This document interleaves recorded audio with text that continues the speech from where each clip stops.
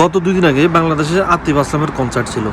এখন আমার মনে একটা প্রশ্ন জাগে, এটা কি আতিফ আসলামের কনসার্টে কি আসলে বাংলাদেশের পাবলিক গেছে, নাকি বাংলাদেশের যে টিকটকার আছে, টিকটকার সেলিব্রিটি আছে, কাফল ব্লগার আছে, যারা বইয়ের ভিডিও বিক্রি করে খায়, যারা টিকটক করে ভিডিও বানায় চলে, তারা গেছে? কারণ যে ভিডিওগুলো সামনে আসতেছে, সোশ্যাল মিডিয়াতে ঘুরতেছে, সবগুলোই টিকটকার, সবগুলোই কাফল ব্লগার, সবগুলোই সোশ্যাল ইনফ্লুয়েন্সার। এরা সোশ্যাল ইনফ্লুয়েন্সার। আমি তো মনে করি ইনফ্লুয়েন্সার না, এগুলো ইনফ্লুয়েন্সার।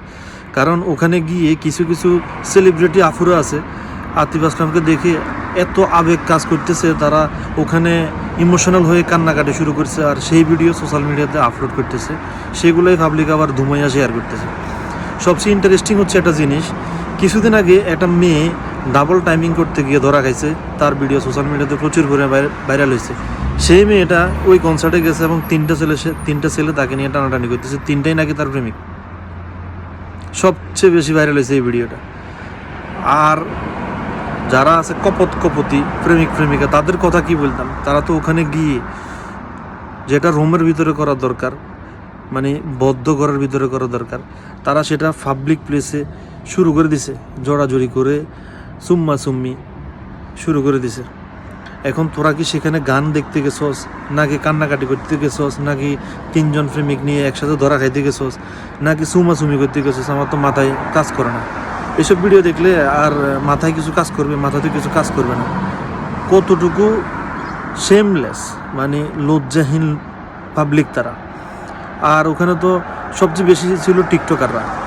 ওখানে কি গান দেখবে, কি গান শুনবে, তার চেয়ে বেশি তো তারা টিকটক ভিডিও বানাইছে। এক একজনে 20টা-50টা করে রিলস ভিডিও আপলোড দিয়ে দিছে অলরেডি ফেসবুকের ভিতরে। আর এটা নিয়ে তো কিছুদিন পর আবার ব্লগ ভিডিও করবে তারা, কারণ ওখানে গেছে, ব্লগ ভিডিও দিতে হবে না? দিতে হবে, অবশ্যই দিতে হবে। তারা সামাজিক প্রাণী। আমার তো তাদেরকে সামাজিক প্রাণী মনে হয় না, মানুষ মনে হয় না, কারণ তাদের কোনো ব্রেন নেই। তারা ওখানে গান দেখতে যায় না, তারা ওখানে ভিডিও বানাইতে গেছে, তারা ওখানে চুম্মাচুম্মি করতে গেছে, তারা ওখানে ডলাডলি ঘষাঘষি করতে গেছে। তো আসলে তাদের আসলে বিবেক বুদ্ধি কখনো ছিল না, আর থাকবেও না। আবার কিছু কিছু দেখলাম তারা তো একদম কনফার্ম জান্নাতি, অনেকেই উপাধি দিতেছে। কারণ একদম টাইট ফিটিং জামা কাপড় পরে শরীরের প্রত্যেকটা অঙ্গ প্রত্যঙ্গ বোঝা যায় এমন যে জামা কাপড় পরছে। কি বলতাম, আর লজ্জার কথা। তারা আবার হিজাব পরে গেছে।